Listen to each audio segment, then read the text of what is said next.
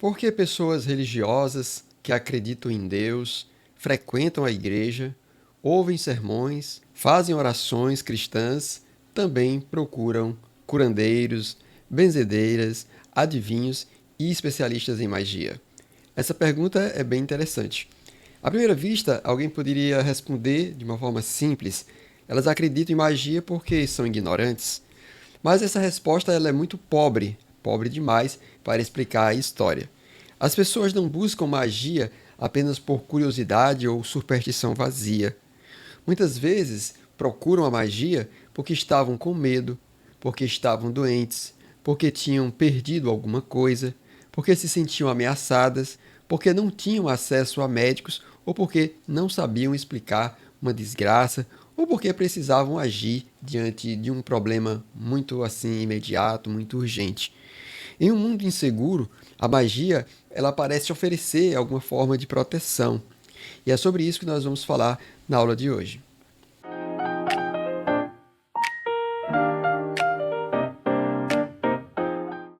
Bem, gente, vamos a alguns recados. Essa é mais uma aula do curso Religião e Magia na História. E antes de nós começarmos, peço que se inscreva no canal, deixe o like, ative o sininho e compartilhe esse vídeo com alguém que gosta de história, religião, Bíblia e cultura. Temos aulas novas todas as terças e quinta-feira, às 20 horas e 30 minutos. Fique comigo até o final dessa aula. A fonte principal da aula de hoje é a obra de Keith Thomas, Religião e o Declínio da Magia. Hoje a nossa pergunta central é: por que as pessoas acreditam em magia? Na aula passada nós estudamos a religião do povo, entre fé, medo e costume. Vimos que a religião popular não era apenas a doutrina oficial ensinada pelas autoridades religiosas, ela era vivida no cotidiano, no nascimento, no casamento, na morte, nas festas, ali na doença, no medo da desgraça e nas práticas herdadas pela comunidade. Para compreender a crença na magia, nós precisamos abandonar certas ideias muito comuns. A ideia de que as pessoas acreditavam em magia simplesmente porque eram irracionais. Esse tipo de explicação não ajuda muito.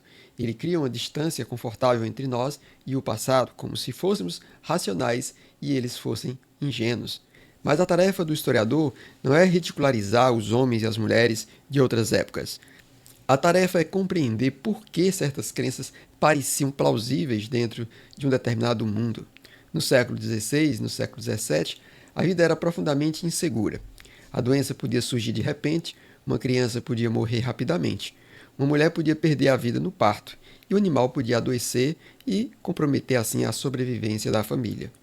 Uma colheita ruim ela podia levar à fome, um incêndio podia destruir uma casa inteira, uma rua, um quarteirão, uma aldeia. Um roubo podia tirar de uma família o pouco que ela possuía. Não havia hospitais modernos, antibióticos, vacinas, previdência social, seguro agrícola, polícia eficiente, exames laboratoriais ou explicações científicas acessíveis para a maior parte da população. Então, diante de muitos problemas, a pessoa comum ela se via sem recursos. Ela podia orar, podia procurar o ministro religioso, podia pedir conselho à vizinhança, podia usar os remédios caseiros, mas se nada disso resolvesse, era natural que ela buscasse alguém com conhecimento assim especializado. E é nesse ponto que a magia ela se torna atraente. A magia oferecia uma promessa prática: descobrir, proteger, curar, afastar, recuperar, prever, revelar. Ela prometia descobrir quem havia roubado um objeto, prometia proteger uma criança contra doença ou mal olhado, prometia curar enfermidades que não melhoravam, prometia desfazer um malefício, prometia localizar os bens perdidos, prometia ajudar em amores, conflitos, negócios, animais e colheitas. A magia, ela era procurada porque parecia agir onde outras respostas eram insuficientes. A religião oficial podia dizer: ore, arrependa-se, confie em Deus. A medicina oficial podia dizer: este tratamento talvez ajude. Mas o especialista mágico podia oferecer algo mais direto. Eu posso identificar a causa do mal. Eu posso indicar quem fez isso. Eu posso desfazer o feitiço. Eu posso proteger a sua casa. Essa diferença ela é importante. A magia não era apenas uma explicação.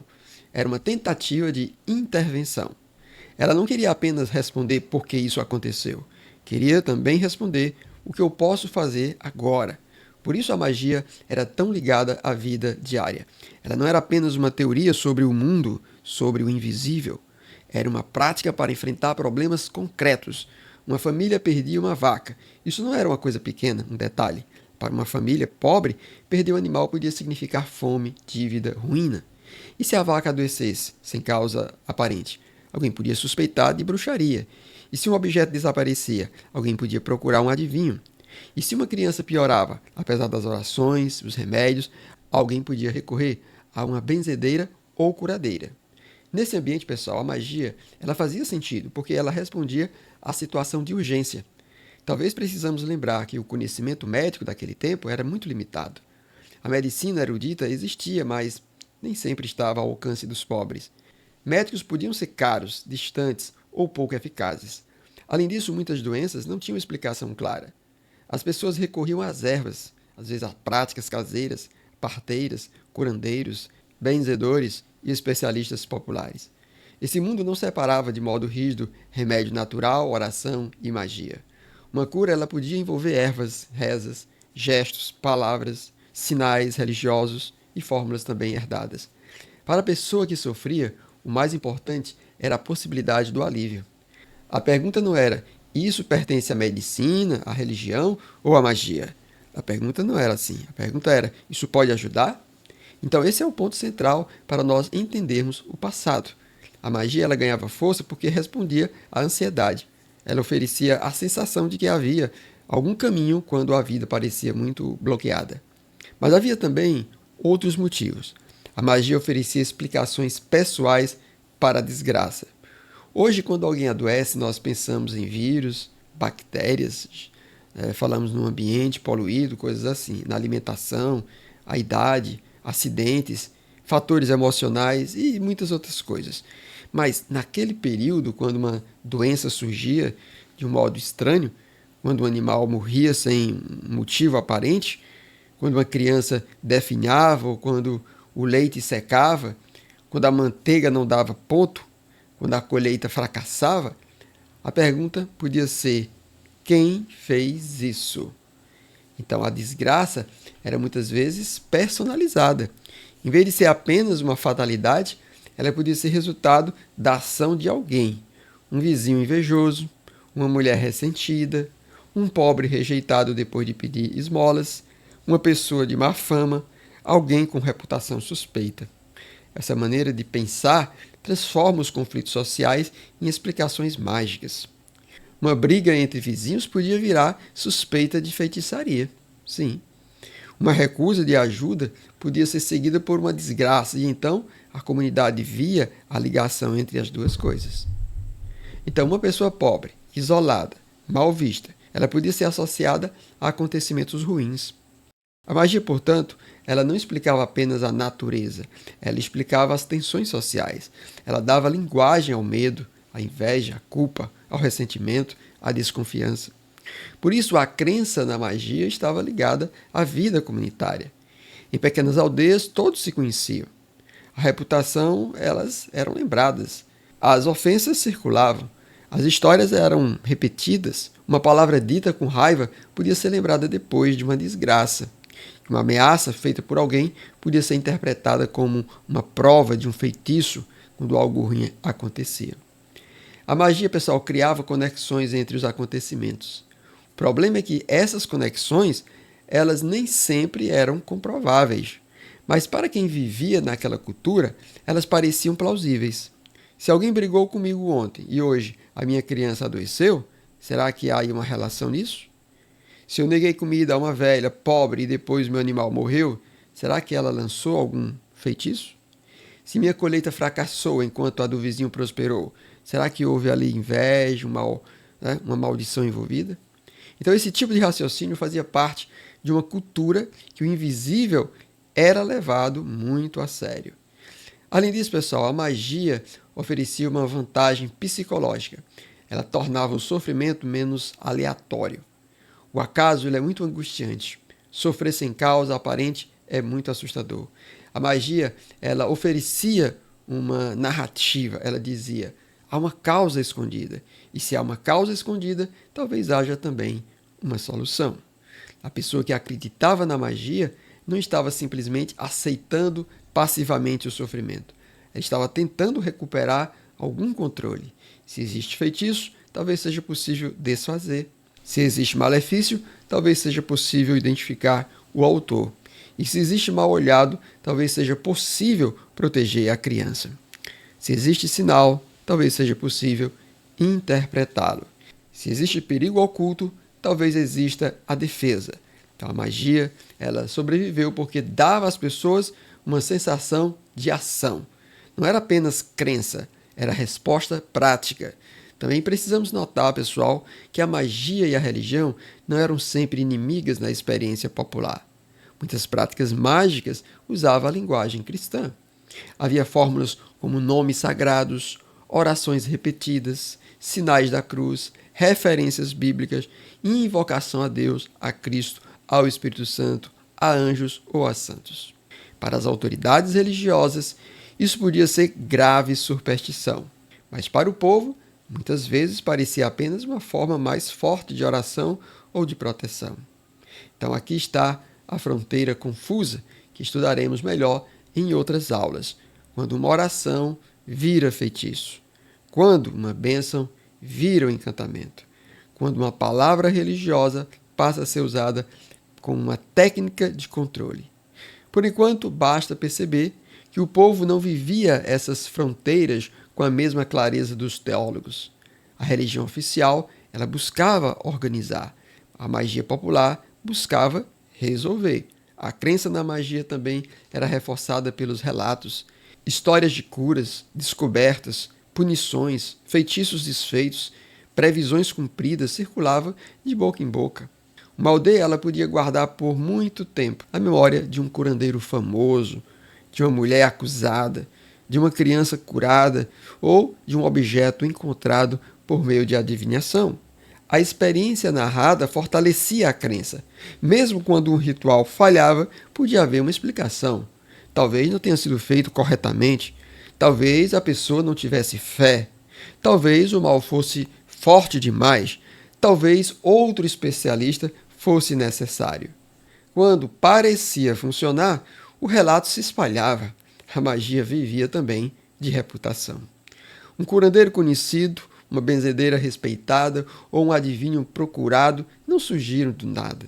Sua autoridade vinha da fama, da tradição, dos relatos de sucesso, da confiança de alguns e do medo de outros. Essa autoridade era informal, mas poderosa. As autoridades religiosas e civis, elas podiam desconfiar desses especialistas, mas o povo continuava procurando, porque para eles, para quem sofria, a questão não era apenas institucional, era prática, era uma questão prática. Quem pode me ajudar? A magia também preenchia lacunas da justiça. Se alguém roubava um objeto e não havia investigação eficiente, o dono podia procurar alguém capaz de identificar o ladrão. O especialista mágico podia funcionar como investigador, conselheiro e mediador. Ele podia dizer quem era suspeito, como se proteger ou que prática fazer. Isso mostra que a magia não era marginal à vida social. Ela participava do modo como as comunidades lidavam com o medo, com o conflito e incertezas. Quando olhamos para tudo isso, percebemos que a pergunta por que as pessoas acreditavam em magia precisa de uma resposta histórica e cuidadosa. Elas acreditavam porque o mundo era inseguro, porque a medicina era muito limitada, porque a pobreza ela tornava cada perda muito grave, porque a religião oficial nem sempre oferecia respostas práticas imediatas, porque o invisível era considerado real, porque histórias de eficácia circulavam, porque a magia dava linguagem ao medo e oferecia possibilidade da ação. Isso não significava que todos acreditavam da mesma forma. Havia críticas, dúvidas, disputas, teólogos, médicos, magistrados e pessoas instruídas podiam condenar muito essas práticas. Mesmo entre o povo, havia graus diferentes de crenças e ceticismo. Mas a magia continuava plausível. Por quê? porque fazia sentido dentro de uma estrutura social, religiosa e cultural muito diferente da nossa. E aqui está a chave da aula. A magia não deve ser entendida apenas como oposição à religião. Ela deve ser entendida como parte de uma cultura em que as pessoas buscavam proteção, cura, explicação e controle diante do mundo perigoso. Percebemos que a magia crescia justamente nesse terreno. Onde havia medo, havia busca por proteção. Onde havia perda, havia desejo de recuperação. Onde havia doença, havia procura por cura. E onde havia conflito, havia suspeita. Onde havia futuro incerto, havia desejo e previsão. Por isso, a crença na magia não era acidente. Ela era uma resposta histórica a problemas muito concretos. Bem, gente, chegamos ao final desta aula. Na próxima aula, vamos estudar curandeiros, benzedeiras e a medicina dos pobres. Vamos entender quem eram os especialistas populares, por que eram procurados, que tipo de ajuda realmente eles ofereciam e por que ficavam em uma posição tão ambígua, ao mesmo tempo respeitados, necessários e suspeitos. Se você chegou até aqui, espero que você tenha curtido este vídeo, essa aula. Se ainda não é inscrito, se inscreva, compartilhe esse vídeo com alguém que gosta de história, de religião e de cultura. Escreva também aí nos comentários o que você está achando dessa aula, o que você achou desta aula em especial, se você concorda, se você discorda, se você quer colocar uma outra posição sobre a temática abordada, fique à vontade, depois eu irei ler os comentários de vocês. Então, ficamos por aqui e até a nossa próxima aula. Tchau, tchau.